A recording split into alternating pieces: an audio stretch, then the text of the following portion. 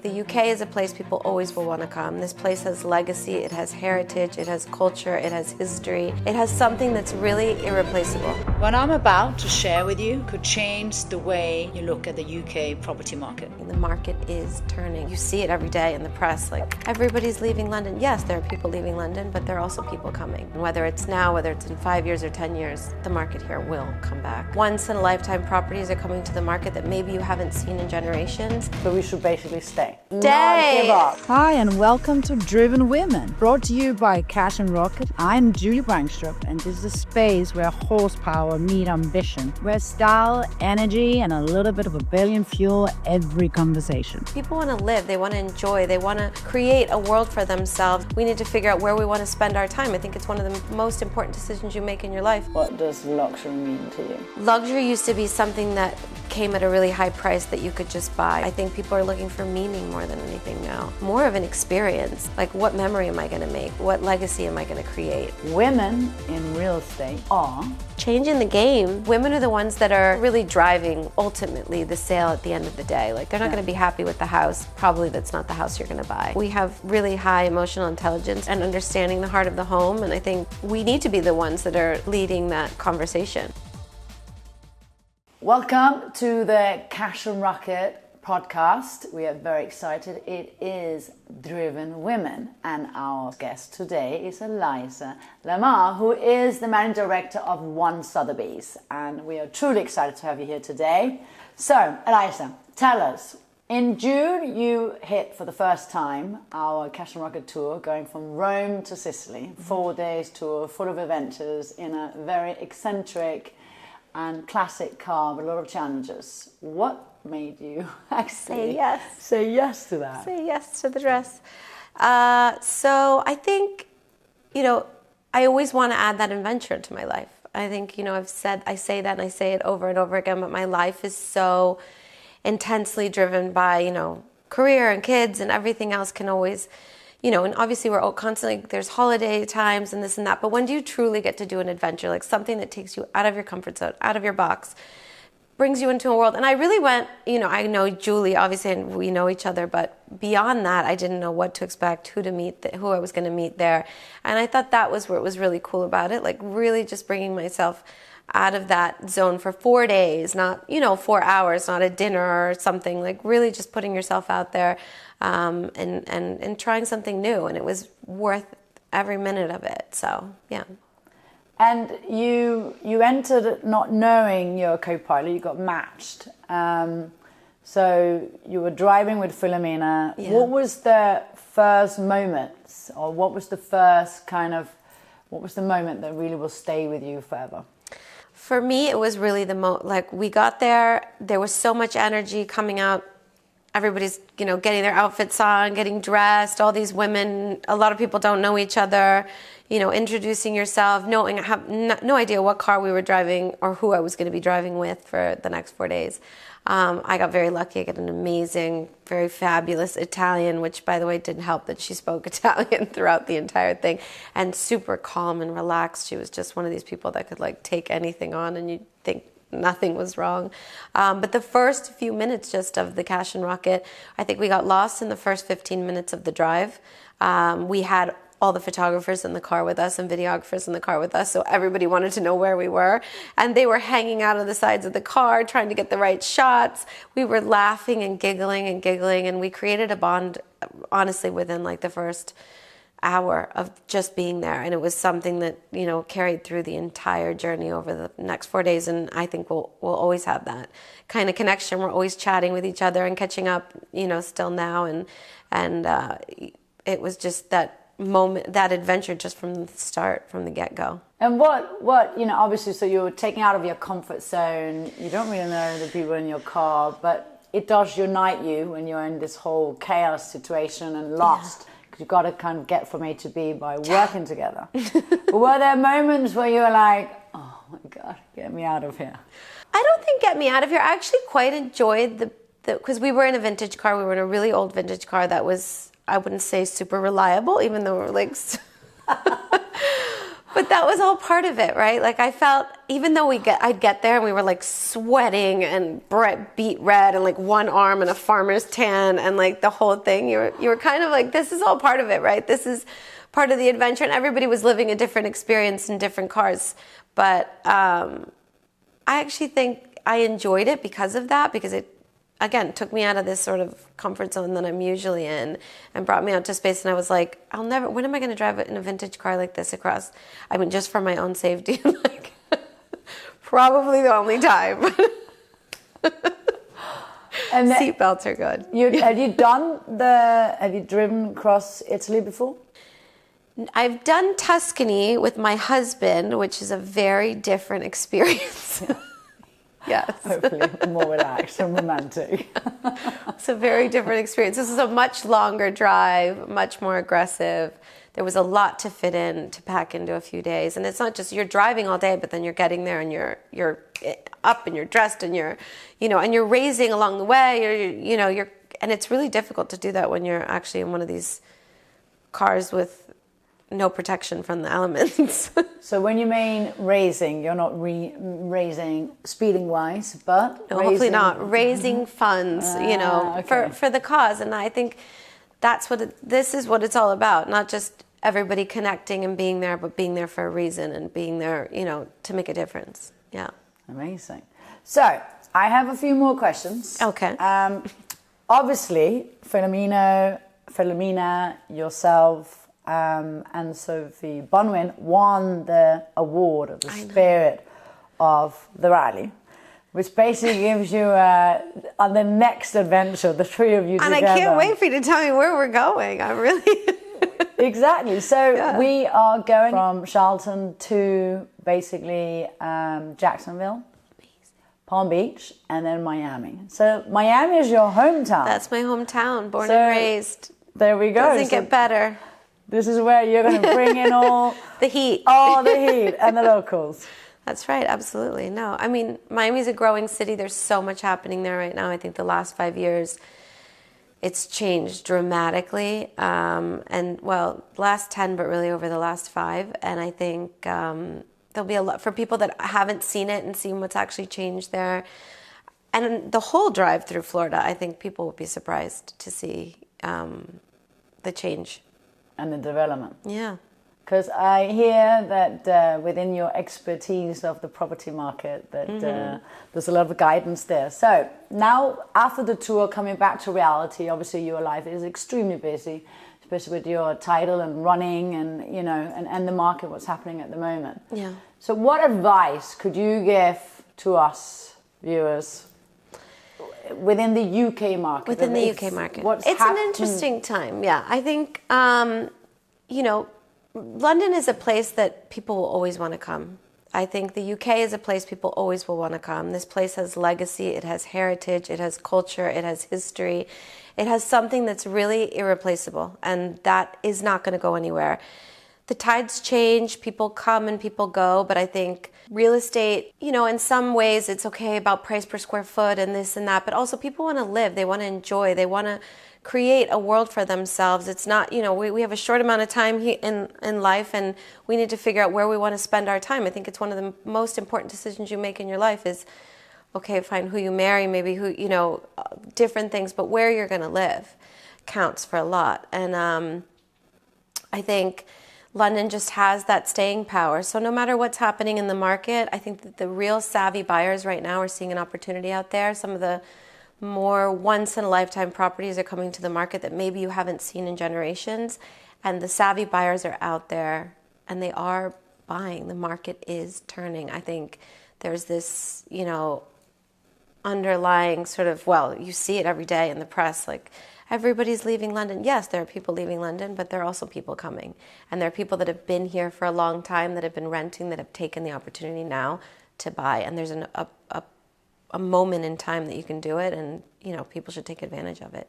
So we should basically stay. We should not give up. No, I think don't give up on London. I mean, I see everything. I see both sides of the coin, because we, our office here owns our office in Dubai as well. So we see that transfer of wealth as well. But I also see a lot of those people, they're not leaving their homes here behind. They're actually just flipping their lives. So maybe they're going to be there to educate their children, but then they'll be here in the summer. So, people aren't just leaving London behind, I think. And the ones that are, I think we've even had cases where people have left and decided already to come back. So, it's not going to be for everyone. And there's been some crazy changes that the government has made that hopefully they'll rethink, having seen, such a large transfer of wealth over the last few months.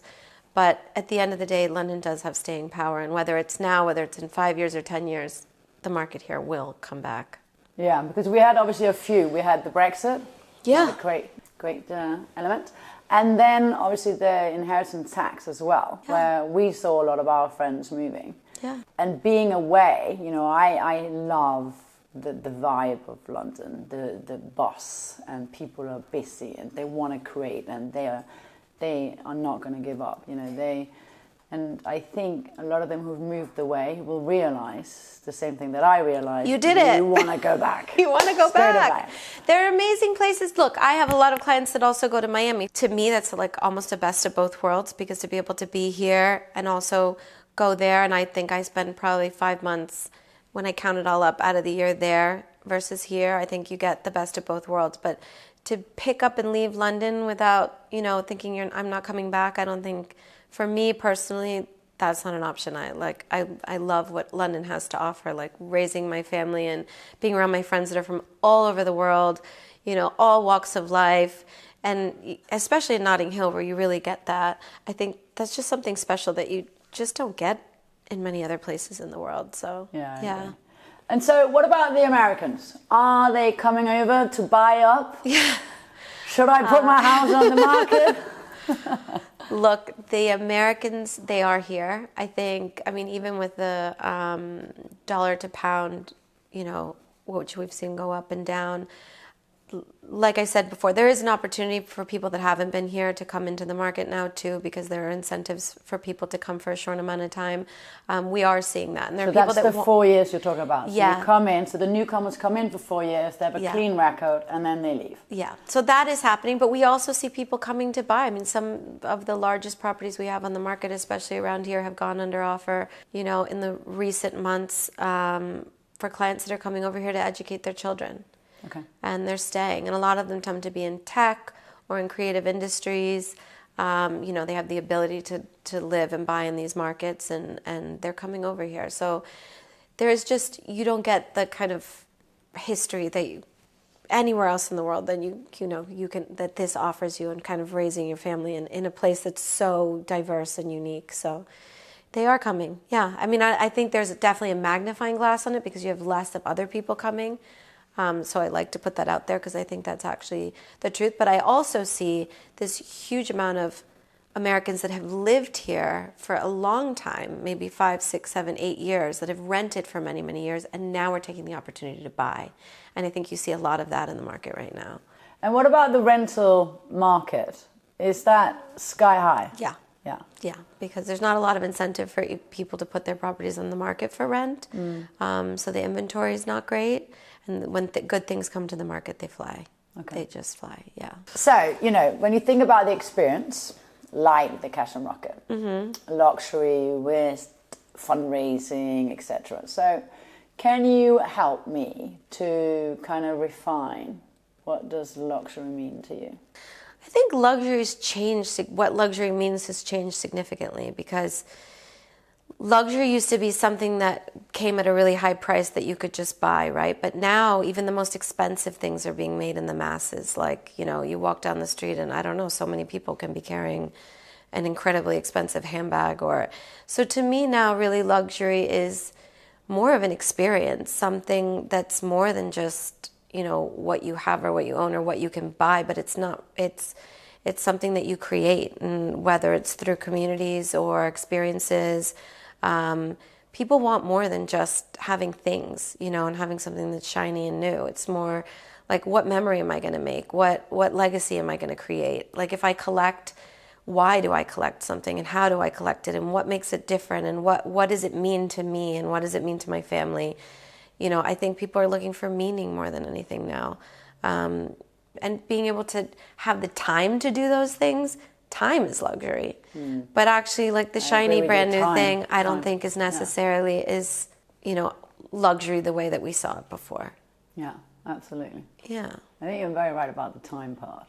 Actually having to go out and create that experience and the bond or the friendship or whatever that might be. Yeah, and creating that time for yourself. That's like, and, you know, and then, you know, wellness, like people create, that's a luxury now, like, and how that fits into your life, and that's a luxury now. But I think it's so much less so just standing in line to buy a purse. Like, I just don't think that really resonates as luxury so much anymore. Yeah.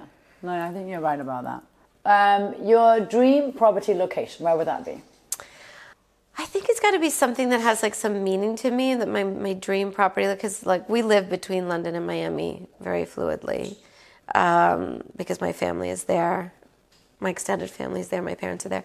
I think for me, maybe Harbour Island would be my...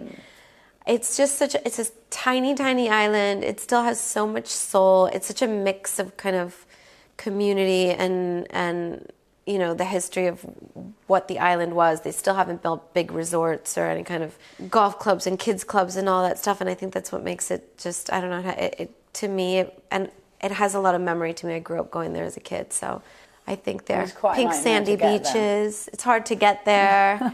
But the whole adventure of getting there too, it's like you get on this little tiny boat that you're not sure it's going to make it to the other side, and probably there. And I love the charm of the island, and I love the architecture, and And I was there years ago when the kids were young, and we were staying in India Hitch's house. Yeah, it probably hasn't changed much since you've been beautiful. There. Yeah, actually, we're staying next to Richard Keir.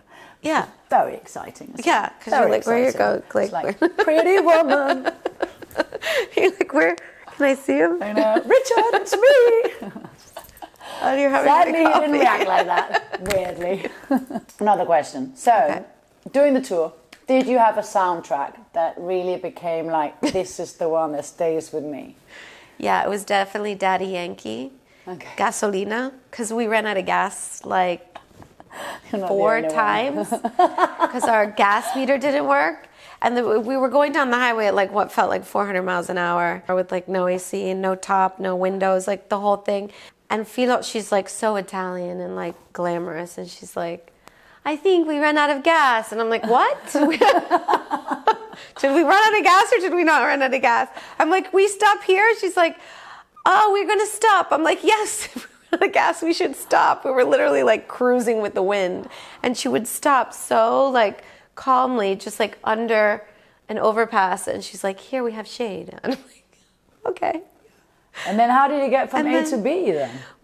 I mean, you guys have an incredible team, honestly, the people you put together to do this. I mean, I don't know, you know, I also had a really pretty driver, and I think the guys in the car behind, they were like, yeah, we'll follow her. She runs out of gas and we're going to fix the problem every time. So we ran out of gas. One time actually was my fault, because I was like, we can make the ferry. We're not going to miss it just for 10 minutes. We'll get to the other side. We ran out of gas. We missed the ferry. I think we missed 2 ferries. And then so, you know, it is what it is. But no, the team was amazing. They're the ones that really got us through, because if not, we'd probably still be staying on the side of the road. Like looking for someone. Yeah, I speak Spanish, but no Italian, so they kind of understand me. Yeah. Yeah.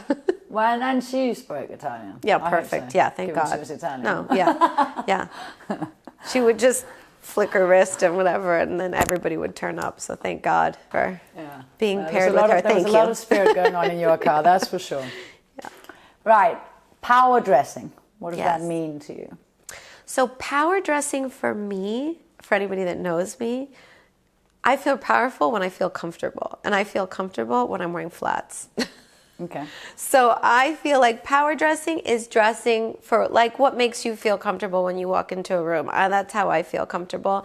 I think like ultimately I want to, when somebody says to me, oh, that's so you, I'm like, yes, I nailed it. That's so me. I have like a thing that's me. And I think that's power dressing, like having your own style, you know, whether it's unique or whatever it is, but something that makes you comfortable, feel, you know, because everything else is going on. That's like to me, it's like dress to feel beautiful and comfortable and happy, and then really when you go out into a space and get to go out and meet new people, and that's my whole job, right? Everything, every day, I'm constantly moving, churning, meeting new people, and I want to feel comfortable. And I think that for me is power dressing. Yeah. Yeah. And what empowers you? What you're wearing. Yeah, absolutely. Yeah. Absolutely. I mean, I love clothes and everything else that goes along with it, but I think as long as if I feel uncomfortable, I'm like, when do I get to go home and take these off? Yeah. So you're basically, your thing is 1,000 different models of ballerinas. I have a pretty amazing collection of flats. Really? So which brand is your favorite? Most comfortable ones? God, I don't know. I have so many flats. Right now I wear a lot of Miu Miu, actually, flats. But I just love a fun flat, like anything that, something you know, and always somebody will say, I have like a pair of Jimmy Choos that I love that are like covered in pearls, and everybody's always like, where did you get those? And it's just fun to have fun with fashion. I don't think it need, you get to really just be yourself and buy what you like and wear it. And I don't think it needs to be, I don't know, you're not following any sort of rules. Norm. Yeah. Yeah, I agree with that. Right, you got to finish this sentence for me. Okay. Women in real estate are changing the game. I think especially here in the UK, it's been such a male-driven industry, which actually in the US is not like that. Ah, okay. In the US, no, especially in Miami, like the biggest power players. I mean, there are many, but many of the women, probably the top 3 I can think of, in Florida are women.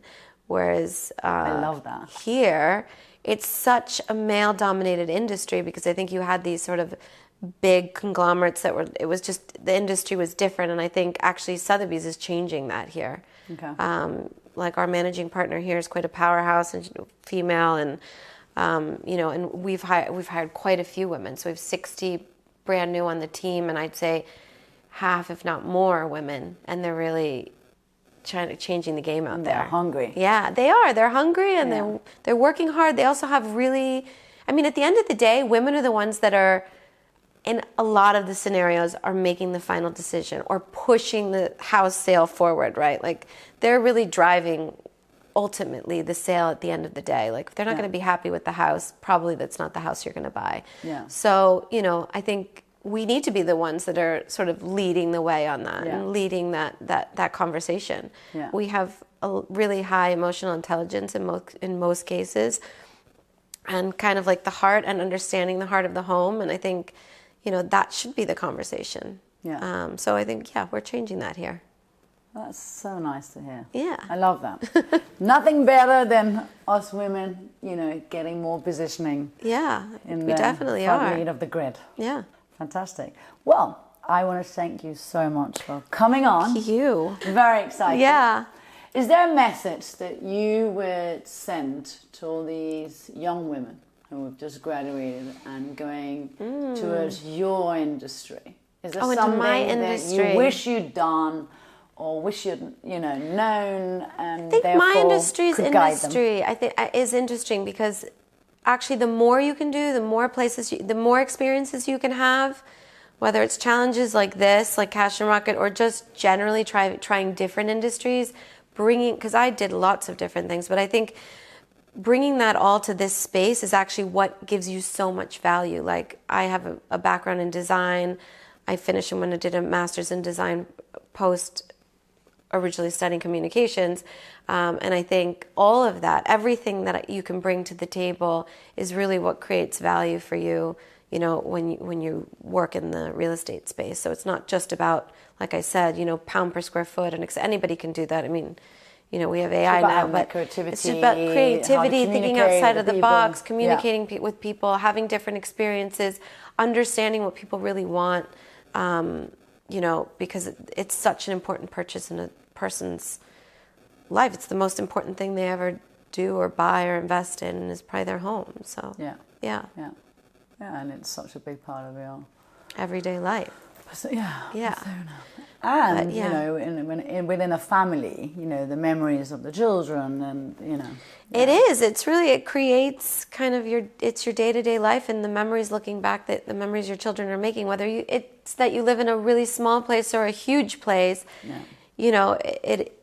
both can be fabulous and both can be amazing. I think it's just about kind of like the world that you create. So I was actually last year, my parents sold the house that I grew up in. Yeah. So after they've had it for 37 years, and I understand it was too big for the two of them and so much to keep. But it was really a moment where the three daughters were like, oh my God, what about us? And where are we going home? My mum was like, we haven't been staying at home for like years, so can we just move on? But it was really sad. I know, it's true. All those memories. It's true. And you do see that, but you also see, like, people aren't so afraid, I think, to move anymore the way that they were. And I try and, I always tell my husband, I'm like, yeah, we'll sell that. We could sell the house. And he's always like, what? We just got here. Yeah.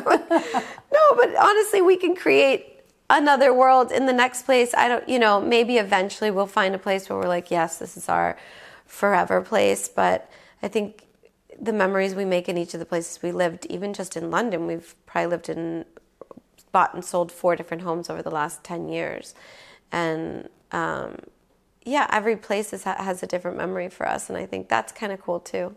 The kids but also remember there's them something all. about every 4 years, 3 to 4 years, people get the itch. And they're like, right, next challenge, let's redo the kitchen or the bathroom next? or whatever, That's me. And my husband's like, let's not. Yeah, I'm the same. I think my husband's like, just chillax. Chill out, yeah. I just want to say thank you. It was hugely knowledgeable involved because it's so important for us to understand the market, understand what's happening. Oh my gosh, and it's absolutely. highly confusing. You have to be, I mean, the market is changing all the time and you really have to be following. And I was sending clients just today, even I was sending them literally everything that's happened in these areas since like 2025, in all of 2020, end of 2024 until now in 2025. So you could actually see, because versus what the press is saying versus what's actually having sold and price per square foot and what's actually happening out there. Yeah. There are things are moving. Because the media is confusing a bit because it's so negative about everyone has moved away, all the billionaires has gone and everything is collapsing.